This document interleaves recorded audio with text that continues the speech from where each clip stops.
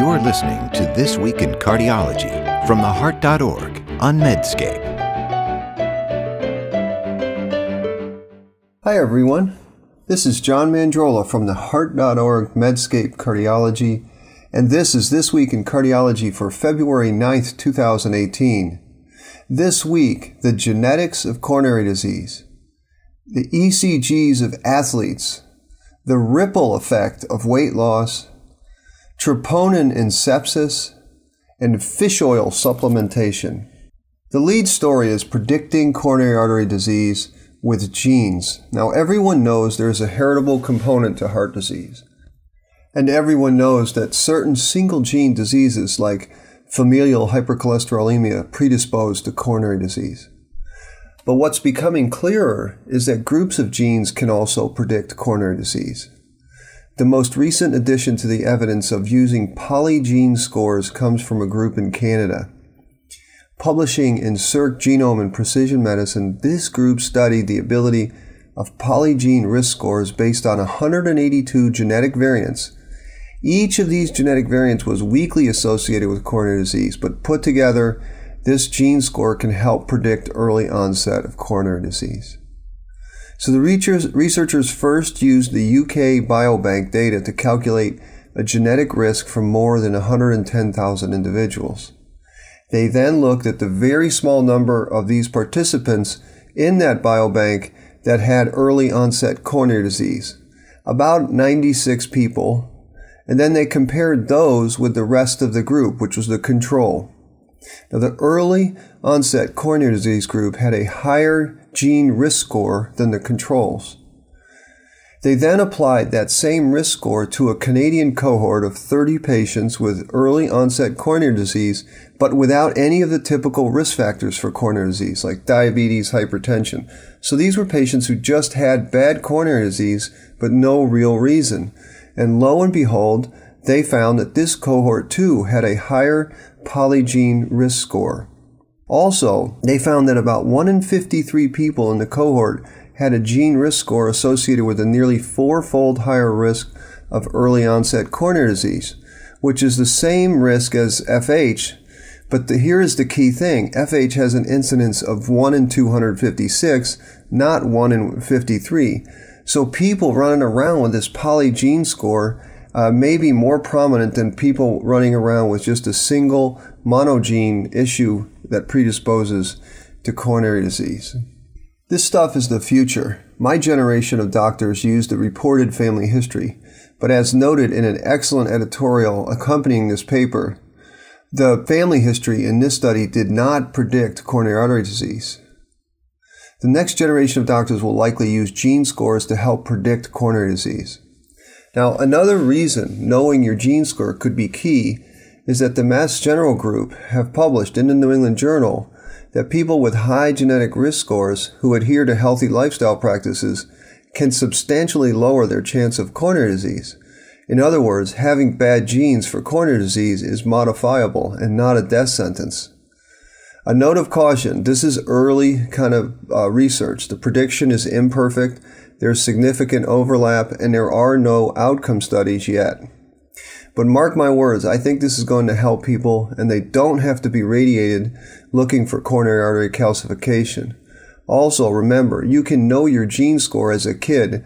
You don't find out about coronary artery calcium until you have disease as an older person. Next topic are ECGs in athletes. I am continually shocked at how bad ECG reading has become in the real world. It's really scary, primarily because so many clinicians rely on a computer reading, which is often terribly wrong. And athletes present an even scarier situation because they often have variants that scare non-expert readers of ECGs. And non-expert readers have at their disposal an array of medical testing that can then overdiagnose and overtreat athletes. That's why a paper published in JAMA Cardiology on ECG findings in NBA players is a lot more than just a niche study designed to get attention. The short story here is pretty simple. Investigators studied ECGs of 519 players and recruits. About 78% of them were African American, which turns out to be quite important. Keep listening and I'll tell you. They then applied various ECG criteria designed to help reduce the high false positive rates. And they found that even with the most selective criteria for athletes, one that takes into account higher rates of T-wave inversions for black athletes, there was still a high prevalence of abnormal findings in these NBA players. 6% of the athletes, all without structural heart disease, had abnormal ECG findings, and T-wave inversions were the most common. The abnormal T-wave inversions did not associate with any age, height, body surface area, race, or LV mass. Slightly more than 5% of the NBA athletes had greater than 2 borderline findings, such as left atrial abnormality, right atrial abnormality, axis deviations, or right bundle branch block. Slightly less than 5% met abnormal criteria for prolonged QT interval. Remember, these athletes all had no structural heart disease.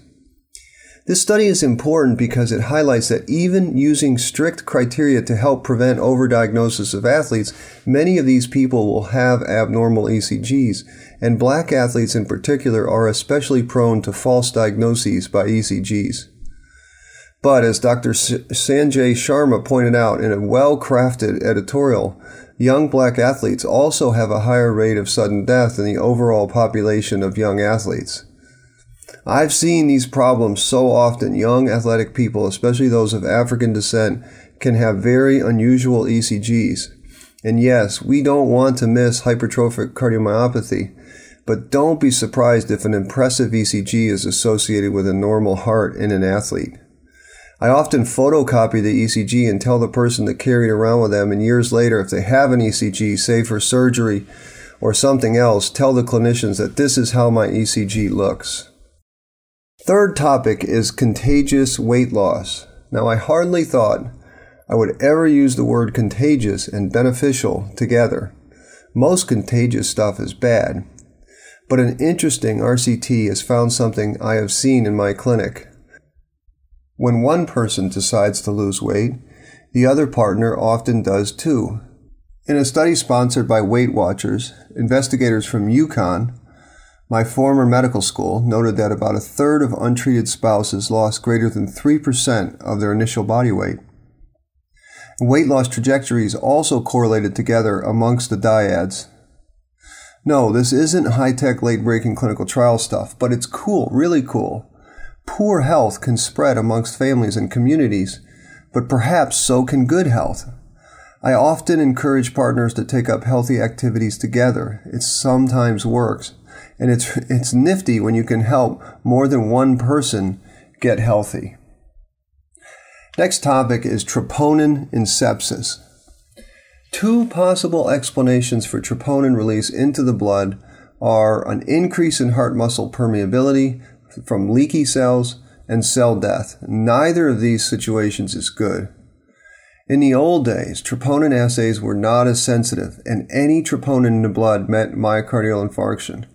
Now, though, with high sensitivity troponin assays, lower levels of the myocardial protein can be seen in other illnesses.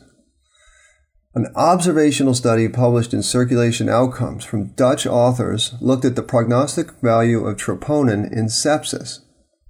They measured troponins in the first 4 ICU days of an admission for sepsis, and then looked at adjusted hazard ratios of outcomes in the future.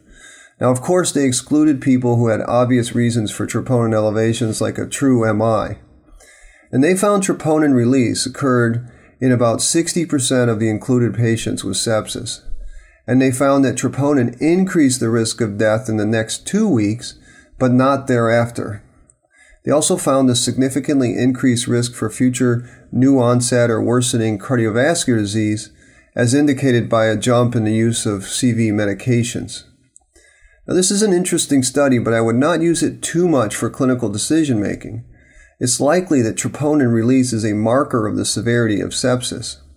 But it's also possible, or even likely, that troponin release is a marker of poor cardiac reserve, say underlying coronary disease or valvular disease or severe LVH. I think we are ways away from understanding how to use these new super-sensitive troponin assays. I really worry that any gain in knowledge about underlying heart disease could be offset from the harms of overdiagnosis and overtreatment. Finally, the final topic today is fish oil. 10 trials, more than 77,000 people studied, 4.5 years of average follow-up, hard outcomes like CV death, MI. This was a meta-analysis published in JAMA. Fish oil versus placebo. And absolutely no benefits, not even a signal or trend or subgroup. I tell people this all the time. Eat fish, not fish pills. The problem with this sort of nonsense about supplements and fish oils is not that people don't benefit from the fish pills. It's that they are distracted from stuff that does work, like not eating ice cream every night, or exercising regularly, and sleeping well. I say this so much in my hospital that I sound like a broken record. Distraction.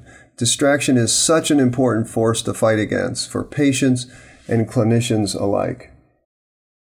So that's it for this week in cardiology. I'm grateful that you listened. Thank you. See you next week. This is John Mandrola from the Heart.org Medscape Cardiology. You're listening to This Week in Cardiology from the Heart.org on Medscape.